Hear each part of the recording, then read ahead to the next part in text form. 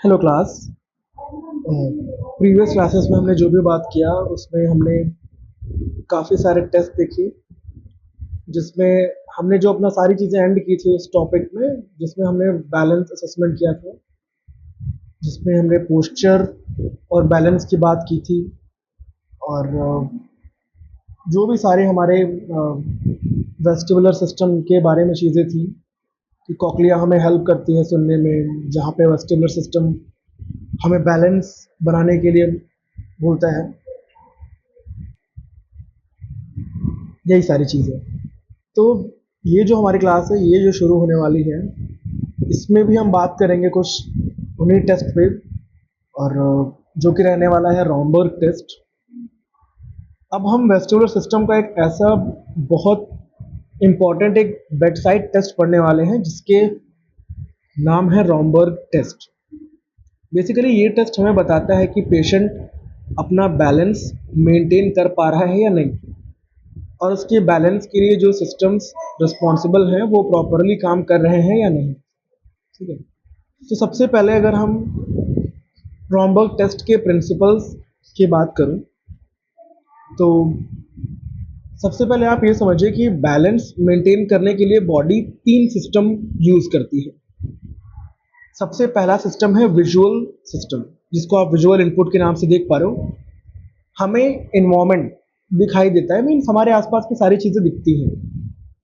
ठीक है, दूसरा है वेस्टिबुलर सिस्टम, जो हमारा इनर ईयर है, मतलब कि वेस्टिबुलर इनपुट, तो जो हमारा हेड मूवमेंट और बैलेंस डिटेक्ट करता है।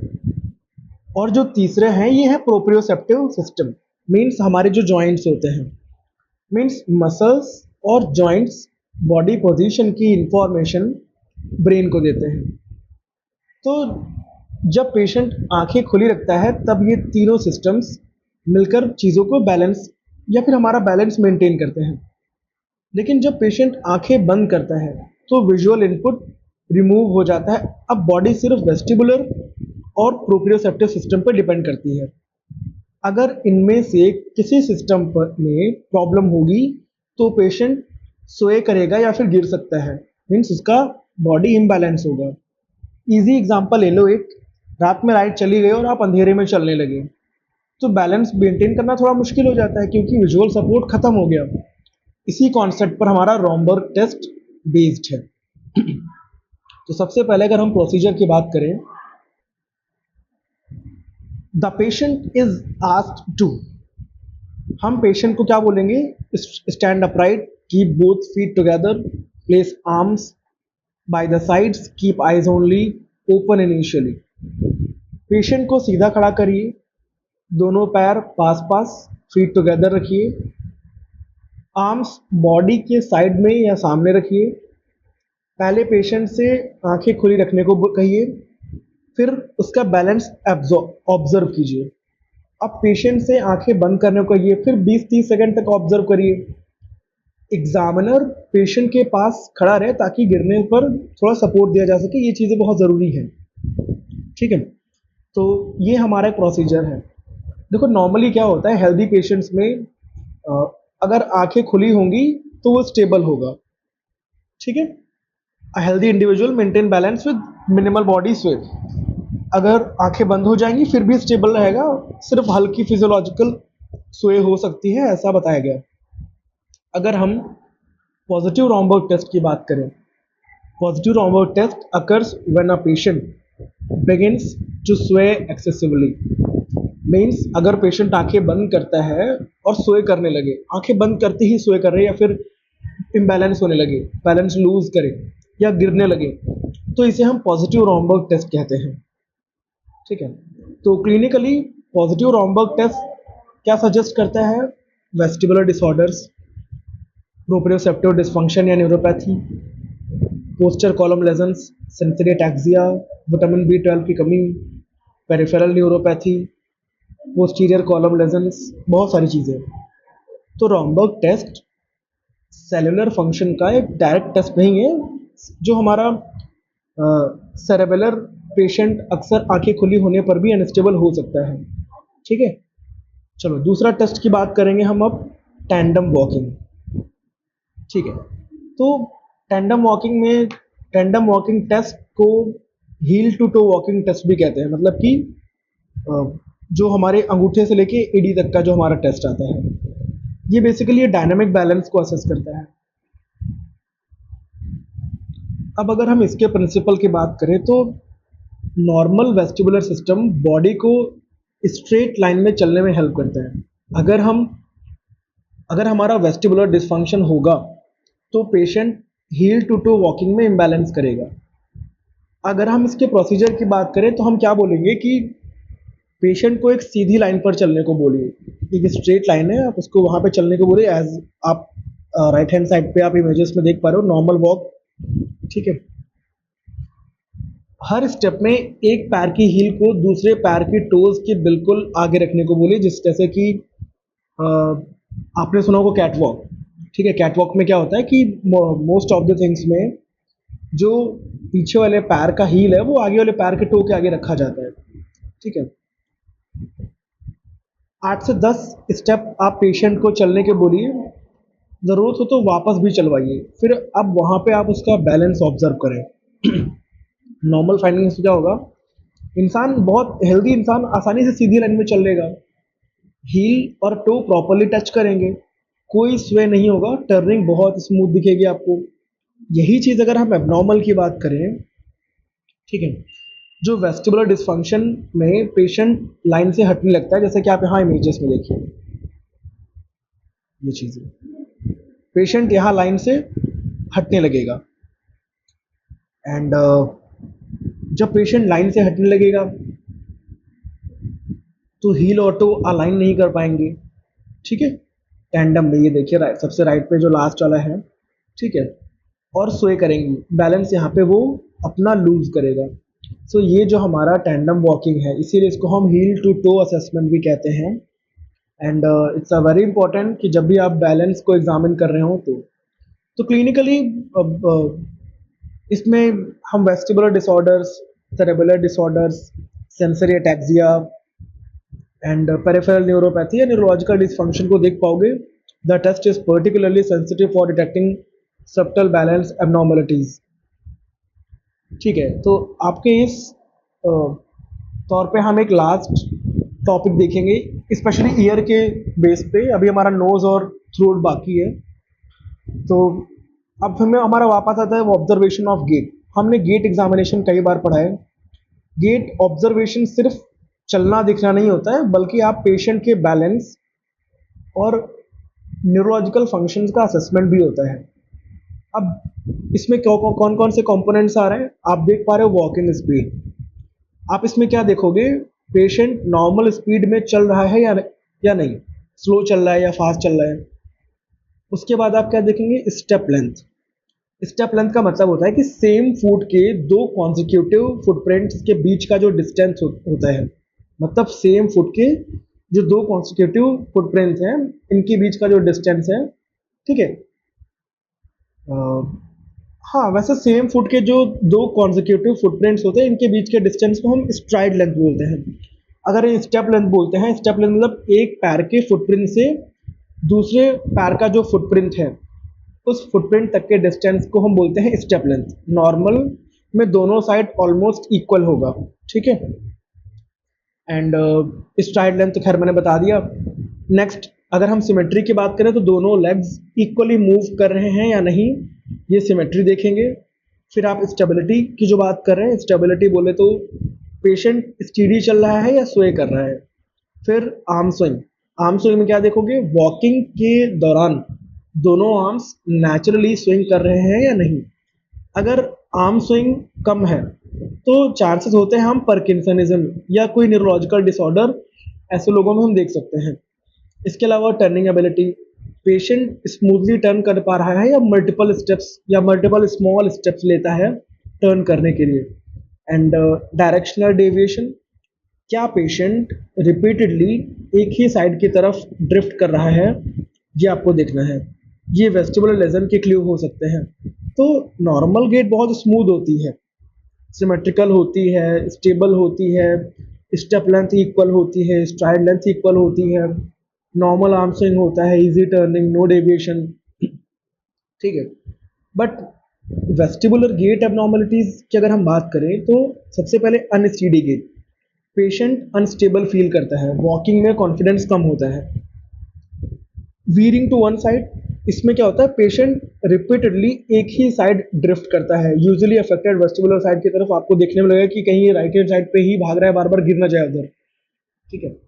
Third one is wide based gait, patient जो पेयर है वो दूर दूर, मतलब उसका जो पैर है वो दूर दूर रख के चलेगा, इसको बोलते हैं वाइड बेस्ड गेट। ये बैलेंस इंप्रूव करने की बॉडी की कॉम्पनसेशन होती है जो पेशेंट खुद करता है। डिफिकल्टी टर्निंग, टर्निंग का टाइम पेशेंट रुक रुक के मल्टीपल स्टेप्स लेता है या इम्बैलेंस होता है, तो ये हम जो देख रहे हैं ये हमारी गेट की एबनॉर्मलिटीज़ है।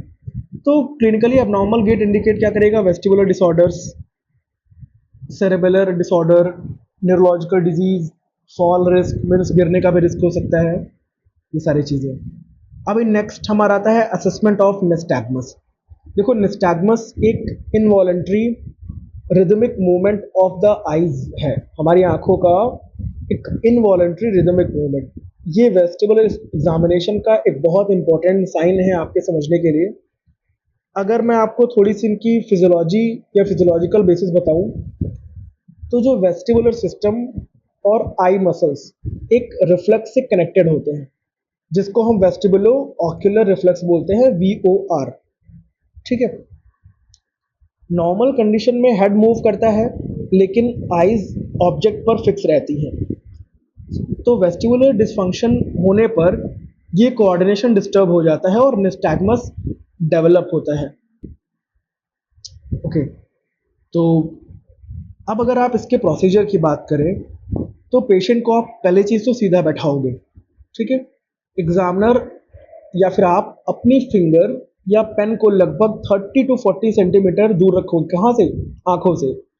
अब पेशेंट से फिंगर को सिर्फ आइज से फॉलो करने को बोलो कि देखो मैं जो भी सामने पेन, जैसे आपने देखा होगा कार्टून वगैरह में वो जो होते हैं ना हिप्नोटाइज करने के लिए एक पेंडुलम आंखों के सामने रखते हैं और पेंडुलम को मूव करते हैं लेफ्ट एंड राइट, ठीक है, कि आप मेरे कंट्रोल में आ रहे हैं, ये सारी चीज़ें। सेम सेम थिंग कि 30 to 40 सेंटीमीटर के डिस्टेंस पे हम एक पेन या अपने फिंगर लेंगे और जैसे जैसे फिंगर को लेफ्ट और राइट मूव करेंगे हम ये बोलेंगे आप आंखों के सहारे इस फिंगर को ट्रेस करिए। फिंगर लेफ्ट जा रही, आंखों को लेफ्ट देखना होगा, ठीक है। Right up down diagonal directions में भी मूव करिए सारे तरीके से। आई मूवमेंट अब आप यहाँ पे ऑब्जर्व करिए। नॉर्मली क्या होगा, जो भी हेल्दी इंडिविजुअल्स होंगे इसमें आंखें तो फॉलो करेंगे आपकी फिंगर या पेन जो भी आपने ऑब्जेक्ट रखा है, कोई इनवॉलंटरी जर्किंग नहीं होगी, आई मूवमेंट कोऑर्डिनेटेड होगी, हेड स्टेबल होगा, ठीक है। बट अगर हम निस्टैग्मस की बात करें तो एग्जामिनर क्या ऑब्जर्व करेगा यहाँ पे, डायरेक्शन आप देखोगे हॉरिजॉन्टल, वर्टिकल, रोटेटरी, सारी चीज तरीकों से। एम्पलीट्यूड क्या है, बहुत फाइन है, थोड़ा बहुत है, थोड़ा ज़्यादा है या लार्ज है। फ्रीक्वेंसी क्या है, स्लो है, रैपिड है या मॉडरेट है। ड्यूरेशन टेम्पररी, परसिस्टेंट, कभी कभी ऐसा हो रहा है। ओके। नेक्स्ट हमारा आता है इसी में पेरिफेरल वेस्टिबुलर निस्टैग्मस। देखो ये वेस्टिबुलर अपरेटस या वेस्टिबुलर नर्व की डिजीज में होता है। अगर आप इसकी कैरेक्टरिस्टिक्स की बात करो तो यूजुअली हॉरिजॉन्टल या रोटेटरी निस्टैग्मस देखने को मिलेगा, या कभी कभी एक ही डायरेक्शन में आइज फिक्सेशन से कम हो जाता है, या सीवियर वर्टिगो के साथ होता है, एज आप यहाँ पे अगर इस इमेज में चेक करें, वर्टिकल, रोटेटरी और हॉरिजॉन्टल, ये तीनों ही निस्टैग्मस मैंने आपके इस इमेज में ऐड कर रखे हैं, ठीक है। तो कॉमन कॉजेज इन चीज़ों क्या होते हैं, बिनाइन प्रोक्सिमल पोजिशनल वर्टिगो, ठीक है। इसका कॉमन कॉज क्या है, बिनाइन पैरोक्सिस्मल पोजिशनल वर्टिगो, ये चीज़ें हो सकती हैं, या मैनियर्स डिजीज, ये हमारे वेस्टिबुलर सिस्टम से कनेक्ट होता है, वेस्टिबुलर न्यूराइटिस या लेबरेंथाइटिस, बहुत सारे चांसेस हो सकते हैं यहाँ पे निस्टैग्मस के।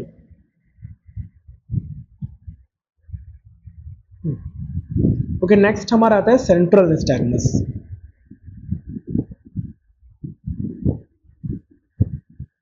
ओके, सेंट्रल निस्टैगमस ये ब्रेन स्टेम या सेरेबेलम की डिजीज़ में होता है।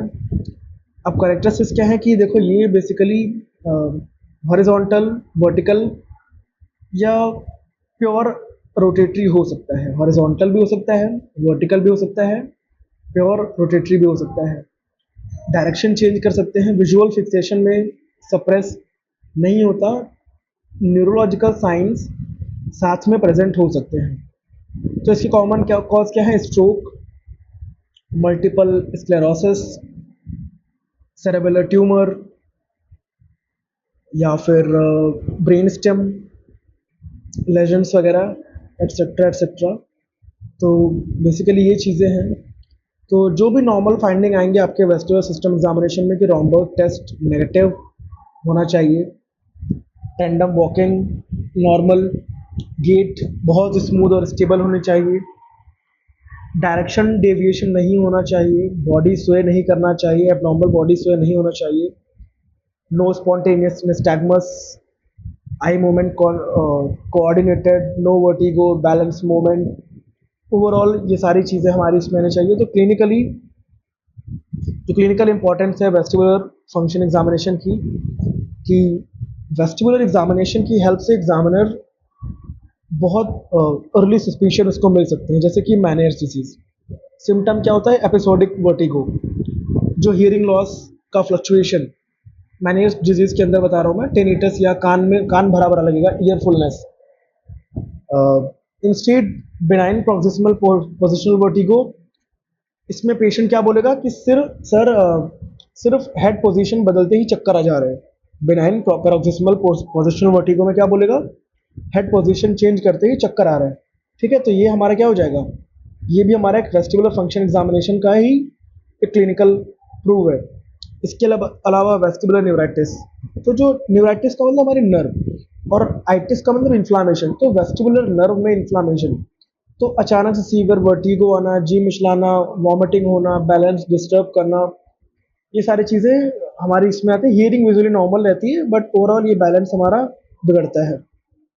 इसके अलावा लेबरैंथिटिस, इनर ईयर इन्फेक्शन लेबरेंथ में, vertigo, hearing loss, tinnitus disease हो सकती हैं, सेरेबेलर डिसऑर्डर्स या फिर सेंटर इसमें स्ट्रोक या बहुत सारी चीज़ें हो सकती हैं। खैर, सो thorough vestibular assessment helps identify the cause of dizziness and imbalance, evaluate fall risk and guide appropriate management and rehabilitation. ठीक है, so overall vestibular system function examination का पर्पस पेशेंट के बैलेंस और इक्विलिब्रियम को असेस करना है। इसमें रॉम्बर्ग test static balance को एवेल्युएट करता है, टैंडम वॉकिंग डायनेमिक बैलेंस को असेस करता है, गेट ऑब्जर्वेशन से वॉकिंग पैटर्न और